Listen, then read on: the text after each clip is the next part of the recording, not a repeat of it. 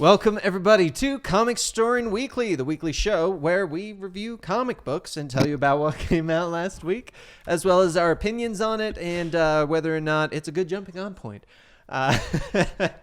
It's me and Andy. Andy, how are you doing today? I'm fantastic, Dan. Thank you for asking. For the record, you say it exactly like that every single time with those exact words, and I'm sure they will let us know as well. Okay. So what have you been up to this week, Andrew? I've been sick. So that's Andy's week. He's just been sick. I just honestly been sick. I've also watched a lot of Netflix because I've been sick and new shows dropped on Netflix. Yeah. That's fair. Yeah. And the new season of Brooklyn Nine-Nine. And the new season of Brooklyn Nine-Nine. Nine-Nine. And I've also contemplated stealing Benny's new dog. I think we all have. Yeah. Well, what do you know? I think we all have because, I went with Benny to get the dog. Yes. And the rescue house. Oh, yeah. I was in heaven. They had two Basenjis, they had a husky, they had two mastiffs, there was a Great Dane, there was a little Shih Tzu, there was a little shit named Sue. No, that was the daughter though, just the daughter of the family. Just the daughter of the this family. Is our Shih Tzu. This is just a little shit named Sue. It was great though. Like I was just sitting there playing with the dogs while they're doing their thing. It was fantastic. We should just all get dogs and do the shows, but always have the dogs with us. And we put glasses on them. Of course. Why else would you have a puppy? Why else would you get a dog? Yeah, if you didn't put glasses on them. They got to be cool aviators. Yeah. The reflective glass. Anyway, let's jump right on into the comics that came out this week or released on February 5th. So, first up on our list is Ant-Man #1. So, this is the new story arc of Ant-Man and Stinger after the War of the Realms. I almost said... Why did you say it so weird? After the War of the Realms. I definitely didn't forget what it was Doing called. a little bit of Shatner there. Anyway, so this is story Scott Lang trying to figure out what to do. He's working with Cassie, his daughter. Is she Stinger? She is Stinger. Oh, okay. I was trying to figure out who Stinger was, honestly. Yeah, that was my first thought as well, because when they do the art, it definitely did not make me think, oh, yeah, that's his daughter. Oh, yeah, no. At first, I was like, wow, that's a really weird-looking kid. But it's actually kind of a fun story. It is the classic Ant-Man doesn't have a job. He's literally living in an anthill. Okay. And I mean, if anybody was going to do it. Exactly. It would be Scott Lang. And so he does that, and he gets hired to do certain things, and he thinks that he's a hero. And the guy's like, no, we can't find our bees. You talk to bugs, right? And he's just like, yeah, let me get my ant. It's the practical applications of everyday Marvel powers. Exactly. But it was actually kind of fun. I actually kind of enjoyed it, seeing him talk to the bees. Right. We see a villain. I'm not going to remember the name, so I'm not even going to try. And there's obviously some more behind everything. Anyway, it was a good story. I actually enjoyed it. It was a fun little Ant-Man comic. The art takes getting used to. It's very kind of not simplistic, but yeah, it's unique. It's stylized. That would be a good word. It's the play way of saying it. But yeah, I actually did enjoy it. If you like Scott Lang Ant-Man, you might enjoy this one. Definitely worth jumping on, because it's a good jumping on point for being a #1. I was going to say, isn't it issue 1? All right. Next up on our list is Batman 88. Did you read this one? I did. So continuing Tinian's run, we learn apparently the person behind everything is the designer, I think is what they call him. Yes. So you read it as well? I did, yeah. Okay. I've been reading this one because it's not Tom King, and I was like, you know what? I'll jump on. Yeah. Let's see if I like it for once. So we learned that, the person so far behind it, as far as we know, is this person called the designer. Mm-hmm. It also turns out that apparently he approached other Batman villains in the past with this overall plan, and it never worked out. And it turns out Catwoman was one of these people. It's almost like she was a villain back But she's like dating Bruce now. / Batman. He's Batman, in case you guys didn't know that. Sorry. Ruining everything. I know. Yeah, overall, so we're 3 issues into Tinian's run. I don't think it's bad. It's not quite what I was expecting, I guess is the best way to put it from Tinian. I don't know. I would very much agree with that, because I'm liking the idea of this story, but at the same time, I'm not. The execution isn't great. The idea is pretty solid. The Yeah. idea of having these villains all come together for this grand scheme, it's not overly new for Batman, but the overall idea, it's the actual implication seems to be a little rushed. I feel almost is kind of how to put it. It definitely does feel a little rushed. It's a little confusing at times, where you're like, wait a second, who's doing what to who? Right, and then exactly. We get the twist at the end was kind of interesting. Yeah. So not sure where they're going to go with that, but I'm obviously not going to spoil it for you, because it was a cool twist. It was. It was one that I was like, this got potential. Yeah. So hopefully, I would say this is probably the strongest issue of the 3 so far. Yeah, I would say that. So yeah, we'll see where it goes. It's not the worst Batman story I've ever read. It's not the best Batman story I've ever read. Definitely. All right, next up on the list is Black Cat, number 9. So this is obviously Black Cat. That does make sense. Yes, it's the 9th one. I'm trying to remember which one this was, because I read it early on, and the previews are not really helping. But I can't. This one honestly, it was not memorable. It really wasn't. But Black Cat goes to Madripoor. She runs into Wolverine, who is Patch in this. Okay, yeah, sure. And it's still during the Krakoa stuff, because he even mentions that Krakoa he can't kill. You gotta get away from exactly from Island Paradise every now and then. And you know what? You go to the place that has been trying to kill mutants. Yeah, but I mean, if you want to, that is a constant theme for all the X-Men book, is that like Wolverine and all them are bored. So that would make sense if you think about it. He would go there as Patch, even though everybody can figure out that Patch is Wolverine at this point. Yeah, but still. But let's be honest, no one really wants to question it, because it's Wolverine. Laura should have her own Patch identity. Yes. It's just like female Patch. It still looks exactly the same. She's Who's wearing that a Patch female eye. Patch? It's just Patchette.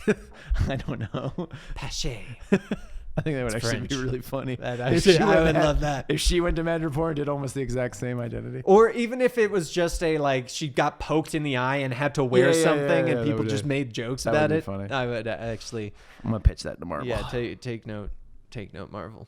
But yeah, that was Black Cat number 9. She just goes try to steal from Patch, and someone already stole from him, and now they're gonna go steal it back. Okay, that's kind of all that really happens. So Fair nothing enough. too memorable, to be honest. Next up is Captain America: The End. Did you read this one? I did read this one. I kind of liked it. I did too. The art is very much it's 70s, 80s, early 90s art. Yes. It is what's the guy's name? Art by Eric Larson. Yes, Eric Larson. Thank you. Also written by Eric Larson. Big. If anyone is a Savage Dragon fan, that's him from Image Comics, that sort of thing. So if you like his art, it's solid. The story itself is very good, I think. I actually really enjoyed it. So it's essentially a zombie apocalypse, except everyone's turning into the Red Skull. Right. It's a Red Skull apocalypse. It's the Red Skull apocalypse. Yeah. And they are all part of a hive mind. Captain America is trying to figure out how to fix it. Mm-hmm.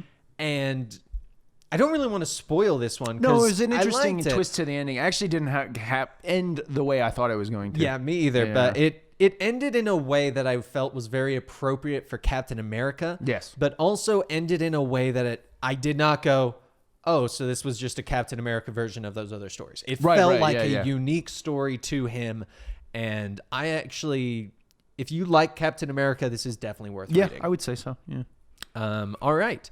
Next on our list is Conan, Battle for the Serpent Crown, number 1. Yes, more good Conan. All right, so this one is kind of a spinoff from Savage Avengers, because obviously he's still in the modern age. He's still in the Marvel universe, or the Marvel's modern age, whatever I'm trying to say. And this is kind of the setup to it's called the Battle for the Serpent Crown, right? Mm-hmm. So we don't know what that is yet. This is kind of the setup. Conan finds himself in Las Vegas, still wearing his loincloth. I think it's funny that he hasn't put on a pair of jeans yet. Too restricting. That's true. So yeah, he's kind of gets hired by a high-tech thief to help him steal stuff because he's a little bit more brawny than she is. So it's basically just kind of like Conan trying to figure out the modern age, and in the end runs into Black Cat. Really? Yeah. So, and then they make it seem like there is more going on that Conan, much like a lot of actual Conan stories, he just kind of stumbled into. It's generally how it works. So, I've enjoyed it. I thought it was pretty solid it's not like anything super original for these modern Conan stories. Right. But, it's still fun. I'm wondering if it's going to be the same crown from The Invaders, the one that made Namor go crazy, essentially. Oh, it's because it possible. does have the same look. Yeah, and, it's possible. It mentioned Atlantis in the synopsis. It did, yeah. So worth getting? I would jumping on? say, if you're a fan of the Conan books, yes, I would say. Was it related at all to the Serpent War? No, one that it just was happened? not. Okay, because I almost read it because of that, but then I saw it wasn't Zub, so I was like, never mind. No. So it seems like this one is related to Savage Avengers because they do mention Kulithgon or Kulithon, whoever that guy is. Goth. Yeah, that guy. Thank you. And things like that. So, and this is almost just like a side thing that he's been doing while in the modern age. Right. But they don't mention the Serpent War at all. Okay. Which is odd considering it's the Serpent Crown. That's why they might have. Exactly. That's why I thought it might be yeah. related, But no. but maybe they'll relate it later on, but we'll see. I like the one thing that's kind of cool with the Conan stories is they are very much individual Standalone. stories. Yeah, you don't need to read all of them if you don't want to. Which is great because this is a jumping on point number definitely. one. All right, so next up, Daphne Barn came out. Oh, yeah, so this is another one of those Black Label horror books. Yes. Honestly, this one's a little boring. Not gonna lie. Really? Yeah, it's very much I want to say it's like 13th, 14th century kind of story. Oh, I don't like that art. Yeah, the art's not great. It's basically like it seems like this woman is going insane, but then it turns out probably a demon kind of thing. Right. Honestly, it was a little dull. Not gonna lie. This was a because shame. there was 4 of them that had come out so far, and I said 2 of them I was enjoying them. Yep. One was okay, and one was super boring, and I couldn't remember the name of it. It's this one. Daphne Yeah, I Barn. did not like the first issue. The second issue didn't grab me either. So, All right. yeah. Daredevil number 17 came out this week, if you follow that, but we do not. Dark Agnes number 1 came out this week. I almost read it. I did read this one. So this is Okay. a spin-off from the Serpent War. Oh, This is one of the characters. Okay. You don't need to read Serpent War for this character, but that was the first time they introduced her. Okay. Dark Agnes is another Robert E. Howard character, creator of Conan. This is the first time she's ever appeared in a comic book. Well, other than Serpent War, I should say. Right. This is her first solo comic book. It's sword and sorcery, but it's set in 13th century France. Okay. So it's more of like a swashbuckler pirate kind of thing. Sword and sorcery. Sword and sorcery, if you will, with a little baguette on the side, some cheese and wine. It's the sword is the baguette. The baguette. It's a good thing Natalie's not down here. Anyway, it's a good introduction to the character. I think it's actually a better introduction to the character than you got in Serpent War. Okay. Serpent War, I was a little like, who the hell is this French woman? This one kind of goes more into her backstory, sets up the arc for the overall comic. I would say it's good if you're really into sword and sorcery books. I would say go ahead and get it. Okay. If you're not really feeling like, if you're more like you like the Conan side, the barbarians and things like that, you could probably skip this one. I enjoyed it for what it was, though. All right. Yeah. Next up is Doctor Doom number 5. I meant to read this one. I forgot. So this one is essentially it's everything coming to its peak. Sure. Because Doctor Doom kind of gets his stuff back. He's no longer in the green hoodie. Well, I mean, he's still in the green hoodie, but he's Okay. still got his stuff too. Okay. And like he has found Victorious as well as I think Silver Sable is the one that she is with. And he also finds the woman that was supposed to be his wife in the future, or in that alternate, Right, in that alternate dimension or reality or whatever. I always assumed because it was timeline, it was sorry. Kang, so Yeah. I always assumed it was an alternate timeline. But I mean, this one was just kind of explaining what was going on. Right. And we finally get Doom back to the way we kind of remember Doom. And I believe Blue Marvel's like, look, Reed needs your help fixing this thing. And he's like, screw him. Let him die for his own problems. That's what he gets for blaming me. because he is coming to the conclusion that clearly all of this has been for the usurping of the Latvian throne, which essentially ruined the country in his eyes. Sure. So that is Dr. Doom. To our point, we were talking about this earlier. I would say Doom is an anti-villain, and I will say it because of this. I would say normally he's a villain who sometimes does good things. Yes. That I would say is an anti-villain. I like it. Yeah. Which means in the DC universe, it would be Black Adam. Yes. I would say he's a good anti-villain, yes. All right. Next up on our list is Harley Quinn number 70. This is Harley goes to L.A. to be a wrestler. Not L.A. L.A. Sorry, yeah. It is L.A. I wanted to say Las Vegas for a second, but that was wrong. She's in L.A. Okay. I feel like I missed a Harley book at some point because I think the last one I read, she was fighting against Ronald McDonald or an equivalent to Ronald McDonald in the McDonald. I remember you mentioning those. So I feel like I missed something somewhere. But now she's in L.A. She's a wrestler. Okay. And this issue is pretty much about they want her to throw a fight with her tag team. So she has a tag team partner. They're going to fight in the next match. She doesn't want to. They want her to throw it, or they want her partner to throw it so Harley can win. Harley thinks that's wrong because her tag team partner is a better wrestler than her. But they do. She also runs into Booster Gold. Okay. And then she finds out her tag team partner got murdered. And just so you know, you did not miss an issue. I didn't. Okay. No. All right. So it's just how Harley is written sometimes. Yes. Okay. If you like the Harley books, keep going. It was fun. Like the way I read the Harley books now is like I'm not looking for deep story. I'm looking for some jokes, some fourth wall. It's basically like reading a Deadpool book. Yeah. Before they try to get Deadpool all serious and stuff. Right. Which also was a great story arc for the record. Yes. The Jerry Dugan one. But yeah, so I enjoyed it. Yeah, I mean it's more Harley Quinn. So if you weren't enjoying Harley Quinn, you won't like this book. All right, and you could jump on because obviously it doesn't matter. It clearly I thought does maybe not I missed matter. something somewhere, but apparently not. It seems like they're kind of going in the direction of just fun little one-offs. It does seem that way. Although she does run into Booster Gold, and they do talk about the Heroes in Crisis thing. Oh, okay. But they do it almost as a joke. He's like, we haven't seen each other since that everyone thought we mass murdered all those people, but we didn't. You want a drink? So it's similar to the early on after Civil War II, kind of, where they're like, Carol, you pretty much killed me. I'll do it again. You. All right. So next up on our list is the Immortal Hulk Great Power #1. So this was a one-off that was written by Tom Taylor. Okay. It was just a solo story. I take that you did not read this one. I did not, no. I saw it was a spin-off book, and I was like, I've kind of stepped off of Immortal Hulk over the last couple issues, so.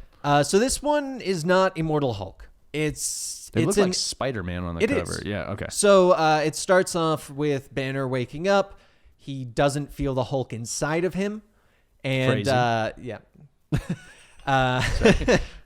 And it turns out that the Hulk is now inside of Spider-Man. Phrasing.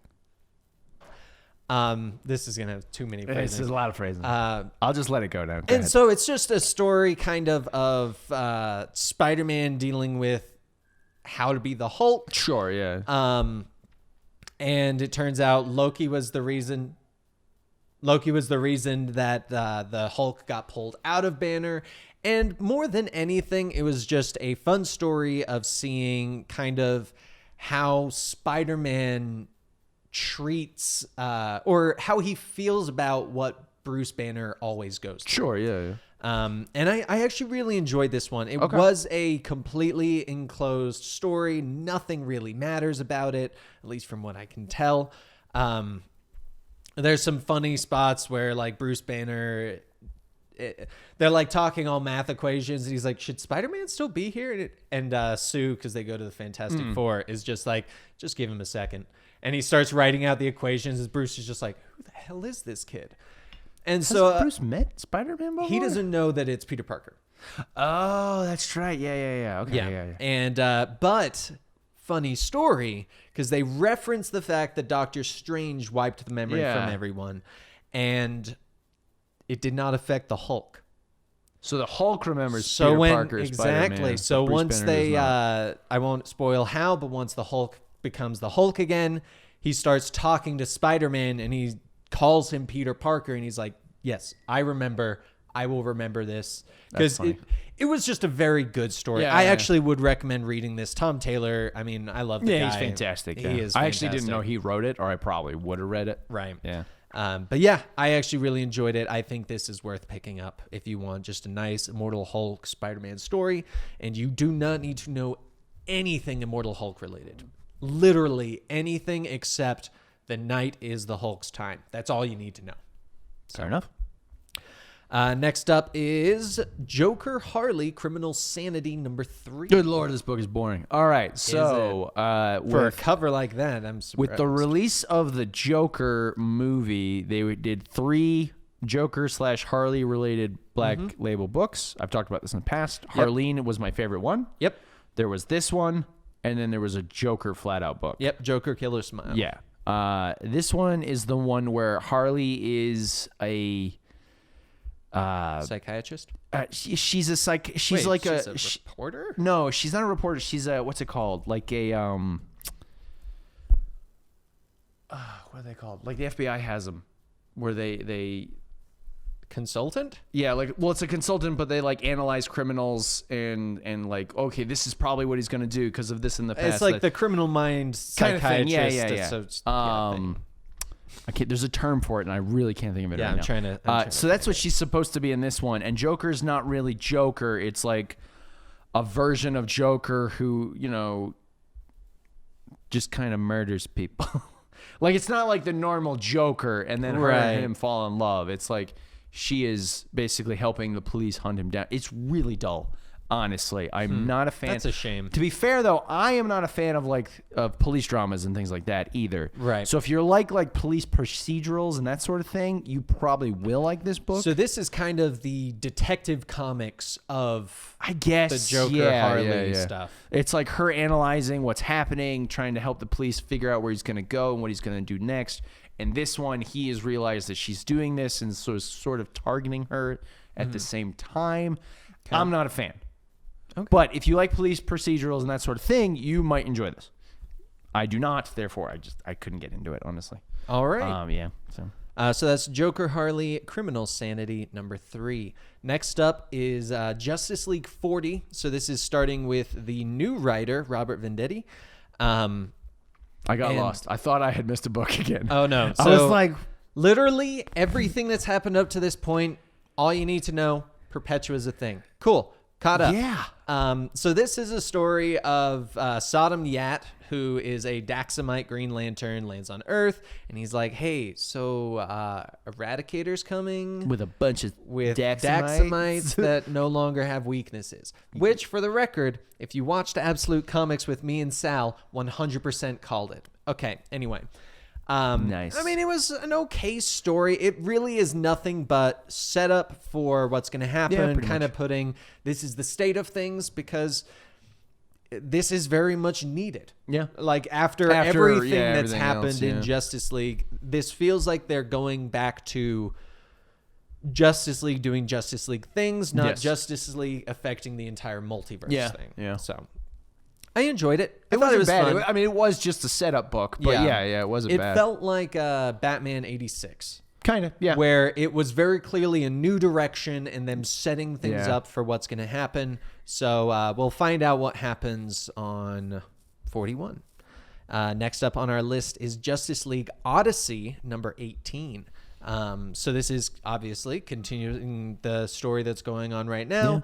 Yeah. Exact same one. Literally, it's when just it comes more stuff down happening. to it, They haven't even really been pushing the story very forward, realistically. It's just the it's same been like thing very over small, and over. little incremental jumps. The only difference in this one is we learn about Epoch, the Time Lord, and kind of an idea of what he's doing and the fact that no one understands him because he's kind of like Dr. Manhattan, where he's like, I'm all times at the same. Exactly. And I mean, I won't lie, I'm starting to fall off. I need them to push the story forward. I need something to happen. Like I feel like we've been in this spaceship reef for like the last 5 issues in like the same basic scene. Yep, and every single time it's Jessica and Cyborg, it's always her going, "No, you're Cyborg. I know you can be there." And he's just like, "Ping, ping." Ping. Ping, ping, Well, you ping, make a ping, good ping, point, ping. Vic. Well, I mean, I get it. You don't have to use that kind of language. Ping, ping. But yeah, that's Justice League Odyssey. I need them to 18. start pushing it forward again. Yeah, I feel like We've hit like a block. So the way it feels is that this is going to change a lot of things, because even Epoch says, did you guys go through another reboot? Or something like that. And I have a feeling they're stalling until they can do something. Yeah, pretty, yeah. So that kind of speaks to what it is. It's stalling. Yeah, I would say, yeah, it seems to have kind of stalled out, yeah. Yeah, so...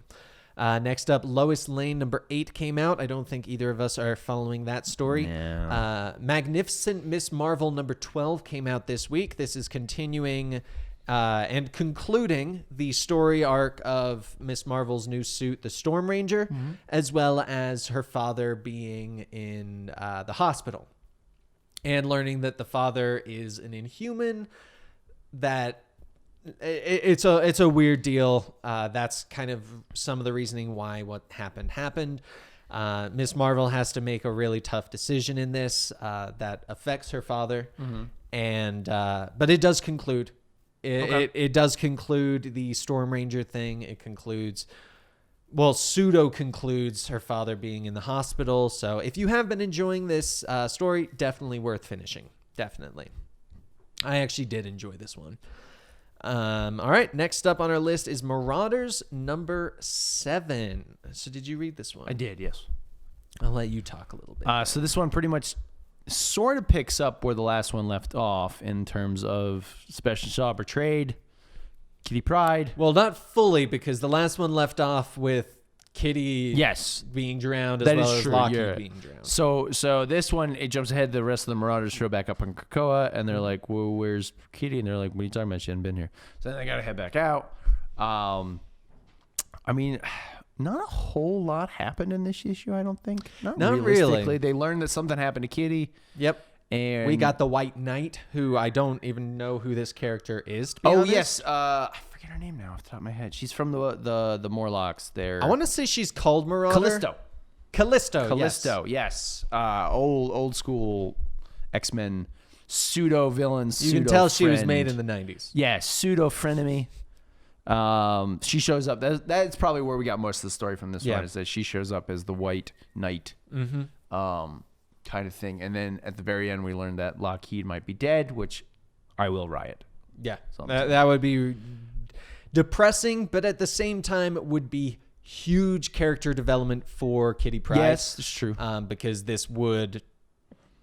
I could see this being like the thing that pushes her over the edge. Yeah. And I'm also wondering, because if I remember correctly, Lockheed is related to her powers in some way. I think so, yeah. I'm wondering if this is going to be them testing or proving whether or not Kitty can come back to life. That's true. That's a good point. Yeah. Because if they are related, this would be a way for them to kill someone off without killing her off. Yeah. But also addressing that situation, because that's been the underlying plot behind all of this. No one knows whether or not she's going to come back. So, and we don't know if she's going to come back. No, she's going to pop back up in this particular book.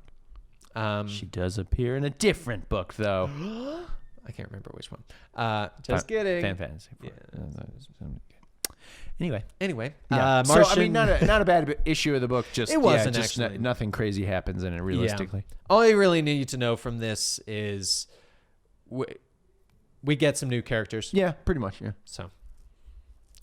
Martian Manhunter number 12 came out this week. If you have been following that, I believe this was the conclusion to the maxi series. Let me just verify that. Yep, 12-issue maxi series.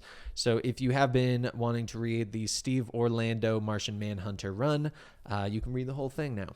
Steve Orlando Blue. Next up is Marvel Avengers Hulk number 1. It's part of the Gamerverse. I did not read this one. No. It looks like Andy did not either, so we will move on. Miles Morales Spider-Man number 15 came out this week. So we finished last time with the vice principal that is continuously on Miles's ass of just like, hey, like stop missing school, stop doing this. He found his journal at the end of the last issue, which reveals that he is Spider-Man. And this one, I kind of liked it. Write that in a journal. exactly. Doesn't seem like a very good idea. But he turns out to be an okay guy. Okay. We get the Green Goblin shows up. So the drug that's turning people into Green Goblin, that is still a thing. We're figuring it out in this one. But this was just a very long story to kind of pseudo resolve the vice principal being constantly on him with him losing his journal. So I won't really say too much else because it will spoil a little bit. That doesn't really need to be said. So if you have been reading this story, definitely worth continuing. I'm going to spoil it. Miles Morales is Spider-Man. Son of a bitch. All right, next up is Red Sonja number 13. Not a fan.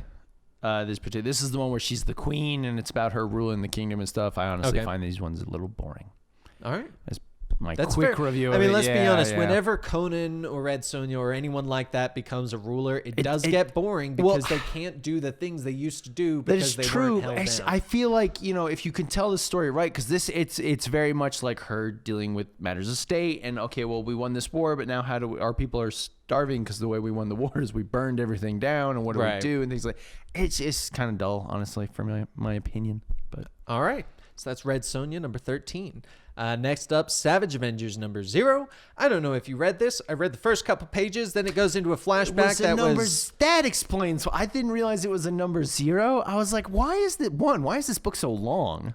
Ridiculous. Why am I reading a story from the 70s? Yeah, so I definitely didn't see the 0, honestly.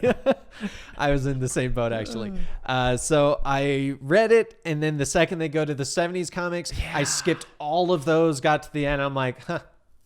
I mean, magic is going to show up. So magic's a part of things now. Yeah, which is cool. Her interaction with, I think, Conan will be really funny. Yes. But yeah, the rest of the story is kind of dull. It's 70s. It's a 70s comic, so it's very wordy. I don't like over-explains the things. art, honestly, like. I mean, it looks like it's a comic from the 70s. Exactly. Yeah. It was one of those ones where I was reading it and I'm like, I don't get what they're trying to do because I'm not from the 70s. I have all these other ones. Why would I want to read a comic from the 70s? The basic plot is it's an old story for when the XMen and stuff were, I think Manhattan is supposed to be turned into like a fantasy realm. Okay. Is kind of thing. So it's kind of like they go into a sort of sorcery thing. It's an okay book. But yeah, if I had saw it was an issue 0, I probably would have skipped it, honestly. Yeah. I was just like, what? This got to have a point, That's right? actually why I skipped over and felt okay it's about it. Basically the history of the last time the X-Men dealt with Cool and Goth, yes. Yeah. Which was in the 70s, apparently. Apparently they dealt with him. Yeah. So. That is Savage Avengers number 0. Savage Avengers. Savage Avengers. Spider-Man and Venom Double Trouble, the cartoony kids-related one. Number 4 came out. It is now concluded if you want to read that one. Obviously, we missed like the second and third issue, so I did not catch up, unfortunately. SpiderVerse number 5 of 6 came out this week. I opened it and then I was like, meh. Yeah. Like I said last time it came out, I'm done with Spider-Verses. Yeah. Although they are doing a spin-off Spider-Man Noir story, which I will probably check out. That one sounds like okay because of the fact that it's based on a single character, not Spider-Verse. It's like an actual story of Spider-Man Noir. It's not he's doing stuff in the multiverse. It's like an actual Spider-Man Noir story. So, all right. Just read it in the voice of Nicolas Cage. It'll be good. That would be great. Everywhere I go, there's a wind is blowing. I let the match burn down my fingertips just to feel something. All right. Next up, Star Wars Darth Vader number 1. I read this one as well. I know. I'm shocked. I loved it. It was a good book. It was so good. I will say the analysis droid got a little irritating. Really? Where he's just like literally explaining every scene to you. That got a little irritating. It was needed to set up what's going on, as well as remind you what happened in the movies to relate to things, because they do go through the prequels, which a lot of people try to pretend didn't happen. Sure. But so this is based. It's about Vader right after he cuts off Luke's hand. Yes, and he is pissed. He's pissed, but he loves his son, and he's pissed that people made him weak. Yes. And he's trying to kill everyone that made him weak. So basically the first Vader comics that came out that were supposed to take place after Star Wars A New Hope was Vader trying to hunt down who blew up the Death Star, discovering that it was in fact his son. Yes. So that was so then obviously you have Empire Strikes Back. He tells him that he's his father, he cuts off his hand, yada yada. So now this is him trying to find everyone who hid his son from him so that he can kill them. That's the setup. Yeah, that's the setup. We get a very talkative droid that's very excited and happy about things, especially when it relates to people dying. Yeah. Because he gets on the plane and he's like, "Ooh, Death Troopers! This is gonna be fun. This is gonna be great." And those Death Troopers are actually like zombies. I was gonna say because they speak a different language clearly. So and I did not understand that in Rogue One, where they first introduced Death Troopers. Yeah. The idea is that their radios in each other's helmets they can hear normally, but it does that so nobody else can understand them. Okay. So if they're doing tactics, you can't hear. I'm telling you, go to the left or the right. Or that makes like sense. That. In I forget the issue it was, but it was basically setting up all these new Star Wars stories. The one that was setting up the Vader one was a Death Trooper unit that had been pretty much wiped out and kind of brought back to life to serve Vader. Okay. So they're almost like zombies, but not. I don't think they're supposed to be zombies. They're zombish. They're zombish. Yeah, that's a good way to put it. So yeah, it was a good first issue. I was telling you this earlier. Pretty much the Darth Vader comics have been pretty solid. Yeah, across the board. So I really enjoyed it. It was a good setup issue. I would definitely say it is worth getting. Yeah, because even though very little is actually said by Darth Vader, but when he does say things or thinks things, it's so impactful that you feel it. You hear their voices in your head, like. You hear when they do the flashback of Padme and Anakin, you hear their voices. I loved it. And they twist at the end. Oh my gosh. Yeah, I'm not sure what that's about. Because of the fact that this is canon, I'm very curious to see where this goes. So that's why I'm intrigued. Yeah, this is one that I would never spoil in a million years. Yes, no, we wouldn't do that to you. All right. Darth Vader is Luke Skywalker's father. All right. Next up on our list today is Strike Force number 6. I fell off this book so hard. Yeah, so this one is the conclusion to the portion of the arc where they went to revive the dead, kind of the ghost hacker person. We learn like their motives behind it. We learn about the doctor. It was boring. And it honestly was. It was pretty boring, and it just concluded that stuff a little too easily. Okay. But it seems the next arc is going to be related to the Verdi, which this started with. Okay. Of the War of the Realms left them homeless. So they are going to have to figure that out. That's all you really need to know. I would finish it if you've been following the arc because, conclusions are always great. It's true. Everybody loves closure. It was meh. It was very meh of an issue. Fair enough. Next up on our list today, is the X-Men Fantastic Four number 1. This is a 4-issue miniseries. This was the director's cut version. I will let you know right now. Yes, so it is a bit more expensive. So if you want to wait until the normal cost one comes out, you feel free. Next week? It's either next week or the week after. Or this week? It's usually 1 week. I think. Yeah. But so this is the story behind Franklin Richards being both a part of the Fantastic Four and a mutant. And this is what the Fantastic Four is doing about it, what the X-Men are doing about it, right? And Kitty steals him. She doesn't steal him, but they... And I will say once again that their actions do make them seem like they're being very evil. They do, but at the same time... The X-Men, I should say, not at the same time, Four. Fantastic Four, exact same. True. Well, no, so I would say the X-Men seem like they're coming off kind of evil because they show up and they're like, we just want to help Franklin. And then like Magneto's like, we need to take him. And I would say Reed and Sue are acting like overbearing parents, not necessarily evil. But they definitely aggravate things. Oh, yes, they do. They're like, you're here X-Men. to talk. Let me put you in a bubble. It's like, do you people not know how this actually works? And the Kitty's like, you want to just get out of here? Yeah. Which, I think Kitty's was probably the best way to go about it. Like, hey, I'll back you in no matter what you want to do. Exactly. And we learned that Reed Richards has essentially put something in his son to suppress his... Well, does he say suppress or mask? It essentially makes him not able to go through the Krakoa portal. And it's kind of great because the second he does that, the X-Men are just like, you know what? You deal with it. Ooh, okay, family issues. We're at it. Yeah, exactly. Kind of thing. I mean, I was okay with it. Yeah, it wasn't a bad issue. I always get frustrated when it's oh man, look, they're fighting for no reason because they're overprotective on both sides. On both sides, yeah.